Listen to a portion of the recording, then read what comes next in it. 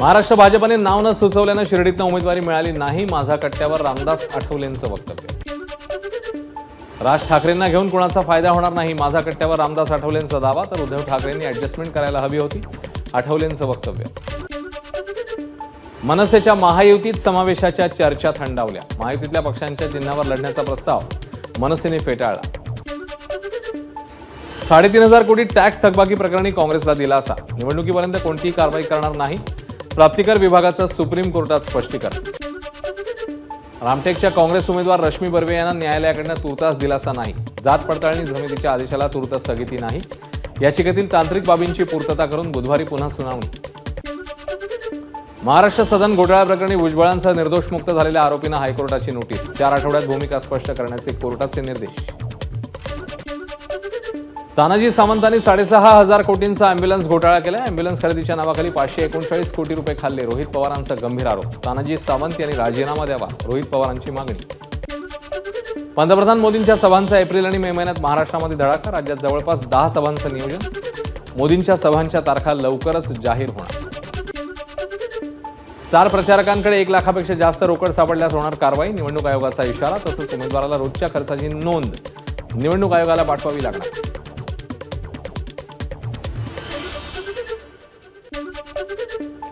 आणि आता विदर्भातल्या घडामोडींचा वेगवान आढावा आपण घेणार आहोत। भाजपला 69,000 कोटीहून अधिक निवडणूक रोखे मिळूनही आयकर नोटीस नाही, मात्र काँग्रेसला 4 नोटीस, भाजपला विरोधक संपवायचे, विजय वडेट्टीवारांची भाजपवर टीका। बुलढाण्यात महायुतीमध्ये बंडखोरी, भाजप नेते विजयराज शिंदेंकडून उमेदवारी अर्ज दाखल, शिंदे गटाचे खासदार प्रतापराव जाधव कायमच भाजप कार्यकर्त्यांना डावलत असतात, अपमानित करतात, विजयराज शिंदेंचा आरोप। प्रकाश आंबेडकरांनी गेली 2 वर्ष मला टॉर्चर केलंय, नाना पटोलेंचा आरोप, तर प्रकाश आंबेडकरांकडे आम्ही समर्थन मागितलं नाही, काँग्रेसला समर्थन द्यायचं असेल तर ते देऊ शकतात, नाना पटोलेंचं वक्तव्य। वंचितने 7 जागांवर पाठिंबा दिल्यास अकोल्याच्या जागेवर पुनर्विचार व्हावा असं काँग्रेस कार्यकर्त्यांना वाटतंय, अकोल्याच्या जागेबाबत हायकमांडला कळवू, विजय वडेट्टीवारांचं वक्तव्य। अकोल्याच्या जागेवर प्रकाश आंबेडकरांना समर्थन देण्याची काँग्रेसची तयारी, आंबेडकरांनी 7 जागांवर समर्थन देण्याची तयारी दाखवल्यावर काँग्रेसच्या हालचाली, आंबेडकरांचं समर्थन हवं असणाऱ्या 5 जागांची यादी काँग्रेस देणार। अमरावतीमध्ये विषप्राशन करून पती पत्नीची आत्महत्या, दर्यापूर तालुक्यातल्या गायवाडीची घटना, कारण अस्पष्ट। लोकसंवाद यात्रेच्या माध्यमातून नितीन गडकरींचा नागपुरात जोरदार प्रचार, उत्तर नागपूर विधानसभा क्षेत्रात लोकसंवाद यात्रा, गेल्यावेळी फक्त उत्तर नागपूरमधूनच भाजप पिछाडीवर होतं, उत्तर नागपूरमधली पिछाडी यंदा भरून काढणार, उत्तर नागपूरमधनं यंदा किमान 30 ते 40 हजारांची आघाडी घेऊन नितीन गडकरींनी व्यक्त केला विश्वास। उत्तर नागपूर परिसरात 11 जेसीबी मधून नितीन गडकरींवर फुलांचा वर्षाव, यात्रेमध्ये मोठ्या संख्येने भाजप कार्यकर्ते सहभागी। नितीन गडकरी यांच्या विरोधात नागपुरात काँग्रेसकडनं मैदानात उतरलेल्या विकास ठाकरेंची पदयात्रा, विदर्भातलं तापमान पाहता उमेदवारांचा सकाळच्या पहिल्या सत्रात जास्तीत जास्त प्रचारावर भर।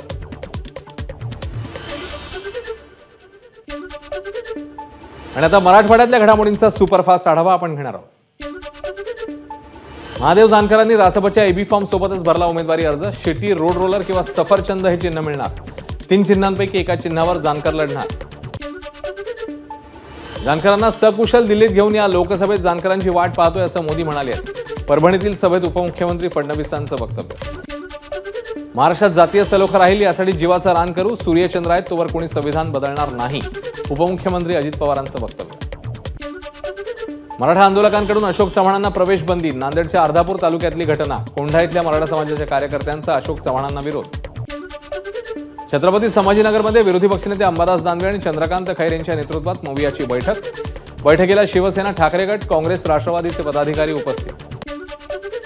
राष्ट्रवादी काँग्रेसचा धाराशिवचा उमेदवार अखेर ठरला, धाराशिव लोकसभेकरता विधान परिषद आमदार विक्रम काळे यांचं नाव निश्चित, विक्रम काळे राष्ट्रवादी काँग्रेस पक्षाचे विधान परिषदेतले आमदार। परभणीतून विकासाच्या मुद्द्यावर निवडणूक लढणार, माझ्यासमोर कुणाचंही आव्हान नाही, उमेदवारी अर्ज दाखल करण्याआधी महादेव जानकरांची प्रतिक्रिया। सर्वजण एकत्रितपणे महादेव जानकरांचा प्रचार करणार, परभणी लोकसभेतनं यंदा आम्हीच जिंकणार, रासपा आमदार रत्नाकर गुट्टे यांना विश्वास। विनायक मेटेंचे लहान बंधू रामहरी मेटे जय शिवसंग्राम संघटनेसह महायुतीत सहभागी होण्याची शक्यता, 2 ते 3 दिवसात रामहरी मेटे निर्णय घेणार। लग्नासाठी बस्ता घेऊन गावाकडे निघालेल्या तरुणाच्या दुचाकीला एसटीची धडक, अपघातात तरुणासह त्याची बहीण आणि भाचीचा जागीच मृत्यू, बीडच्या अंबाजोगाईमधली घटना।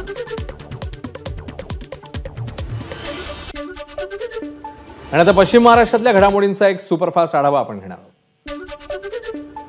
काहीच दिवसांपूर्वी सोशल मीडियावर 8वी पास रवींद्र धंगेकर अशा आशयाची पोस्टर व्हायरल, तर विरोधकांनी माझं शिक्षण काढणं म्हणजे दूधखोळेपणा। विरोधकांना रवींद्र धंगेकरांचं चोख प्रत्युत्तर। माढा लोकसभा मतदारसंघात गुलाल वंचितचा असणार, वंचित उमेदवार रमेश बारसकर यांचा दावा। भाजप आणि राष्ट्रवादी दोघांनाही मोठा फटका बसणार असल्याचाही दावा। पुरंदर उपसा सिंचन योजनेच्या कार्यालयात शेतकऱ्याच्या आत्मदहनाचा प्रयत्न, गेल्या 6 महिन्यापासून पुरंदर उपसा सिंचन योजनेचं पाणी मिळत नसल्याचा आरोप। पोलिसांनी वेळीच हस्तक्षेप केल्यानं टाळला अनर्थ। 2.5 कोटीहून अधिकचा चोरीचा मुद्देमाल पुणे पोलिसांकडून जप्त, चोरी झालेले दागिने संबंधितांना सुपूर्द। नागरिकांमध्ये आनंदाचं वातावरण।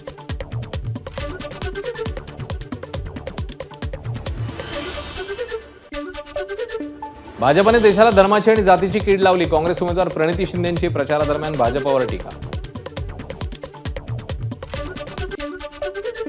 नरेंद्र मोदींच्या विरोधातील मतांमध्ये विभाजन होतं आणि भाजप पुढे जाते, मात्र यावेळेला विरोधी गटाचं विभाजन टाळण्याचा प्रयत्न इंडिया आघाडीच्या माध्यमातून करतोय, पृथ्वीराज चव्हाणांचं वक्तव्य। जयंत पाटील यांनी साताराच्या जागेबरोबर सांगलीच्या जागेबाबतही काल चर्चा केली, कुठल्याही परिस्थितीत सातारा मतदारसंघ राखला पाहिजे, शरद पवार जो उमेदवार देतील तो आम्हाला मान्य असेल, सातारा आणि सांगलीबाबत पृथ्वीराज चव्हाणांचं स्पष्टीकरण। तासगाव तालुक्यातील मांजर्डे येथे ड्रग्ज तयार करण्यासाठी लागणारे 11.5 लाखाचं केमिकल जप्त, हे केमिकल कवठे महांकाळ तालुक्यातील इरळी इथल्या ड्रग्ज कारवाईशी संबंधित संशयितांनी ठेवलं होतं। सांगलीची स्थानिक गुन्हे शाखा आणि तासगाव पोलीस यांची कारवाई। मोठादेवी दर्शन घेऊन स्वाभिमान जनसंवाद यात्रेची निलेश लंकेंकडून सुरुवात, मतदारसंघातल्या प्रश्नांची जाणीव व्हावी यासाठी जनसंवाद यात्रा काढली, लंकेंचं वक्तव्य। धुळ्याचे माजी पोलीस अधीक्षक लोकसभा निवडणुकीच्या रिंगणात, वंचितकडून अब्दुल रहमान यांना उमेदवारी, वंचितने मुस्लिम उमेदवार दिल्यानं काँग्रेस ठाकरे गटाला जागा सोडण्याची शक्यता। धनशक्तीला सर्वसामान्य जनता पराभूत करेल, दिंडोरी लोकसभेचे उमेदवार भास्कर भगरेंचं वक्तव्य, तर केंद्रीय आरोग्य राज्यमंत्री असून देखील मतदारसंघातले आरोग्याचे प्रश्न सुटलेले नाहीत, भगरेंची भाजपच्या उमेदवार भारती पवार यांच्यावर टीका।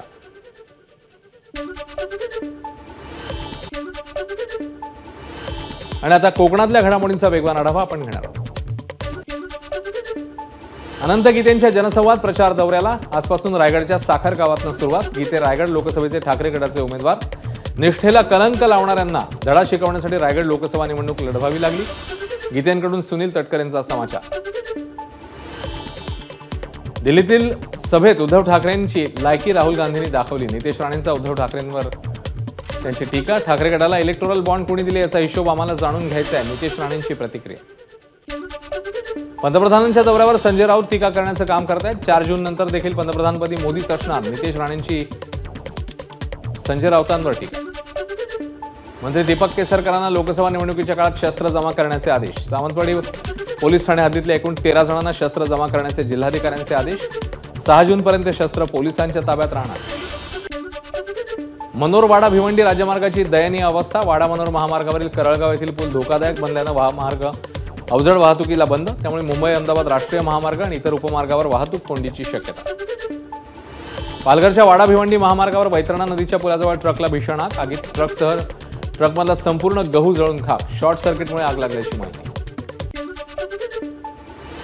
आणि आता मुंबई आणि परिसरातल्या घडामोडींचा धावता आढावा आपण घेणार आहोत। संजय राऊतांना राजकारणाच्या पटलावरील गणपत पाटील यांची उपमा आणि उद्धव ठाकरे राऊतांचे प्रवक्ते, आशिष शेलारांचा उद्धव ठाकरे आणि संजय राऊतांवर निशाणा। आरबीआयचा 90वा वर्धापन दिन, एनसीपी येथे आयोजित कार्यक्रमाचं पंतप्रधान मोदींच्या हस्ते उद्घाटन, मुख्यमंत्री आणि उपमुख्यमंत्रीही उपस्थित। पंतप्रधान मोदींचा सरकारी पैशातनं दौरा, मोदी आचारसंहितेचं उल्लंघन करतायत, मोदींनी मुंबईमध्ये 10 सभा घेतल्या तरी भाजप मुंबईतनं तडीपार होईल, पंतप्रधान मोदींच्या मुंबई दौऱ्यावर संजय राऊत यांची टीका। सर्वात जास्त भ्रष्टाचार भाजपमध्ये, दररोज भाजपमध्ये 5 भ्रष्टाचारी नेत्यांचा प्रवेश होतो, खासदार संजय राऊतांची टीका।